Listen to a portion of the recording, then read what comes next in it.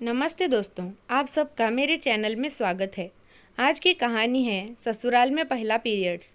कहानी को पूरा सुने, अच्छी लगे तो लाइक, शेयर और चैनल को सब्सक्राइब कर दें। धन्यवाद।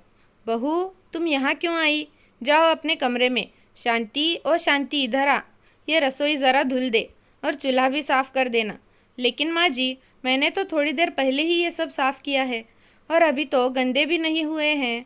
तू मुझसे ज़्यादा बहस मत कर, जो कहा वो कर। बोलते हुए प्रमीला जी रसोई से बाहर चली गई और उनकी मेड शांति उनके बताए अनुसार काम में लग गई। यह है हमारी प्रमीला जी, जो आज भी पुराने विचारों और प्रथाओं से बंधी है।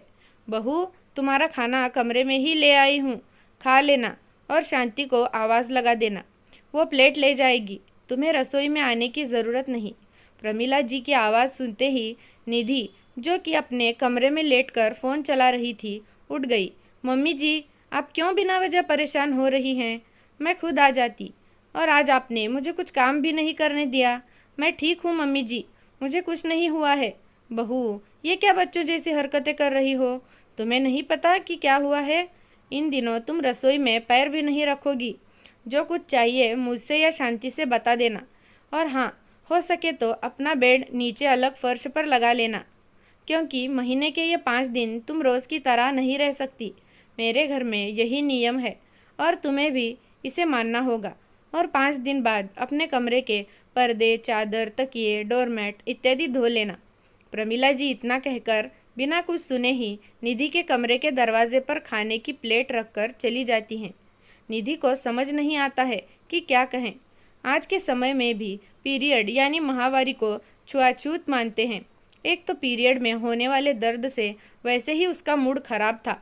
प्रमीला जी की बातों से जैसे कई गुना और बढ़ गया। वह खाने की थाली वहीं छोड़कर अंदर आकर लेट गई। विशाल यानी निधि का पति जब शाम को ऑफिस से आया तो उसने देखा खाने की थाली दरवाजे पर पड़ी है। उसे कुछ समझ नहीं आया। वह निधि को बुलाता हुआ अंदर गया तो देखा कि निधि लेटी हुई थी। क्या हुआ? ये खाने की थाली दरवाजे के बाहर क्यों रखी है? और आज तुम लेटी हो अभी तक? सब ठीक है ना? तभी शांति के बुलाने की आवाज़ आई।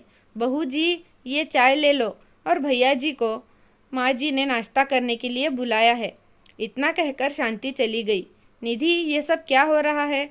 मेरी तो कुछ समझ नहीं आ रहा है। तुम्हारी माँ के साथ कुछ बहस हुई है क्या? रोज़ तो चाय, नाश्ता, खाना सब तुम ही बनाती हो, सब साथ में बैठकर खाते हैं। आज ये सब क्यों? विशाल और निधि के विवाह के अभी 2 महीने ही हुए हैं और निधि का ससुराल में पहला पीरियड आया था, इसलिए विशाल को भी कुछ समझ नहीं आ रहा था। उसे लगा निधि और प्रमीला जी की बहस हो गई होगी, तभी ये सब हो रहा है।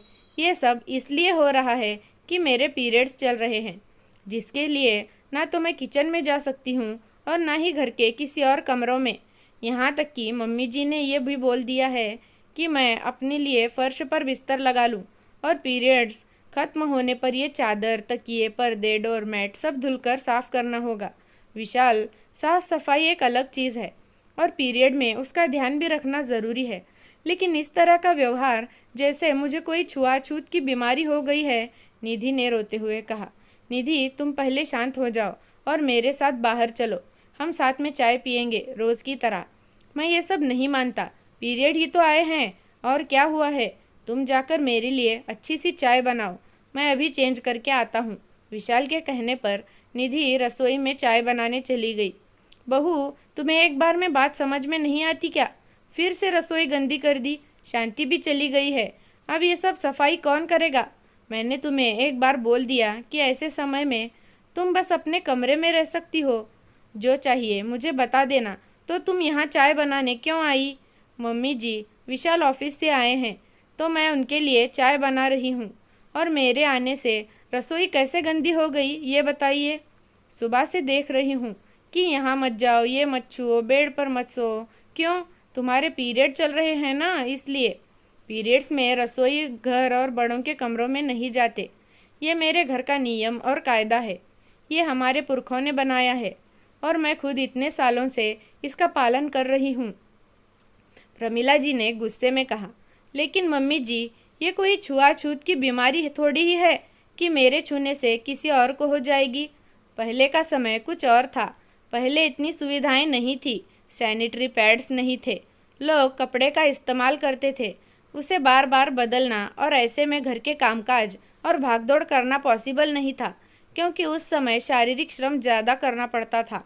शरीर में होने वाले हार्मोनल चेंजेस की वजह से हमें शरीर को आराम देना होता है, इसलिए ये सारे नियम बनाए गए थे और समय के साथ साथ लोगों ने इसे प्रथा बना दिया। लेकिन अब समय बदल गया है। अब हम पीरियड्स में भी अपनी रोज़ की दिनचर्या कर सकते हैं। साफ़ सफाई और पर्सनल हाइजीन का ज़रूर ध्यान रखना चाहिए, ये तो मैं मानती हूँ, लेकिन इस तरह की दकियानुसी बातें मैं नहीं मानती। तुम आजकल की लड़कियों को तो बड़ों की बातों का विरोध करने की आदत हो गई है। आधुनिकता के नाम पर बड़े बूढ़ों के बनाए नियम कायदों की धज्जियाँ उड़ाते रहते हो। प्रमिला जी गुस्से में चिल्लाते हुए बोली। मम्मी जी, मैं किसी का अपमान नहीं करना चाहती, लेकिन मैं गलत का साथ भी नहीं दे सकती। माँ, निधि सही कह रही है। समय के साथ हम लोगों को बदलना चाहिए। साइंस के हिसाब से तो ये स्त्रियों में ब्लड प्यूरिफायर यानी रक्त शुद्ध करता है, तो इसमें छुआछूत कहाँ से आ गया माँ? और ये तो भगवान का वरदान है स्त्रियों के लिए, बल्कि हमें तो भगवान से शिकायत होनी चाहिए कि ये औरतों के लिए ही क्यों, मर्दों के लिए क्यों नहीं। विशाल ने प्रमिला जी को समझाने की कोशिश की। बहू, तुम इस तरह की बातें भी विशाल से करती हो? हमारे समय में तो मर्दों के सामने इसका नाम तक नहीं लेते थे। पीरियड्स के बारे में किसी से बात करना या चर्चा करना गलत नहीं है माँ, विशाल ने कहा। तुम लोग कितने भी तर्क वितर्क कर लो, मैं इन सब बातों को नहीं मानती। और गुस्से में प्रमिला जी बाहर चली गई।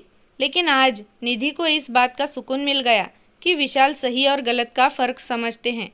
दोस्तों, आप अपना विचार बताएं कि क्या पीरियड्स को एक बीमारी के रूप में देखना सही है या जीवन का एक हिस्सा है, ये मानना सही है? आपको कहानी कैसी लगी कमेंट करके ज़रूर बताना। धन्यवाद।